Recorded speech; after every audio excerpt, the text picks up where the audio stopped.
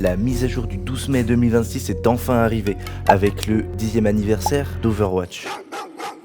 Il y a quelques changements effectués lors de cette mise à jour. Nous avons des mises à jour des interfaces concernant Ramattra et Brigitte. Ramattra va pouvoir voir sa barrière du vide lorsqu'il sera en forme Nemesis. Or, Brigitte aura un élément d'interface concernant les soins de son passif d'inspiration. Et cet élément pourra être activé ou désactivé sur le héros Brigitte. Le sous-rôle engagement concernant Winston, D.Va, Danger, Bulldozer et Doomfist a changé. Il ne se déclenche plus lorsque vous êtes dans les airs, mais lorsque vous utilisez une capacité de mobilité spécifique. Quand Winston utilise ses propulseurs, quand D.Va utilise ses turboréacteurs, quand Danger utilise son saut violent, Bulldozer, sa griffe crampon et Doomfist sont directs d'enfer. Les soins sont réduits de 50 points de vie au lieu de 60. Concernant l'équilibrage des persos, nous avons D.Va qui a ses points d'impact réduits de 1, passant de 3 à 2 par micro-missile.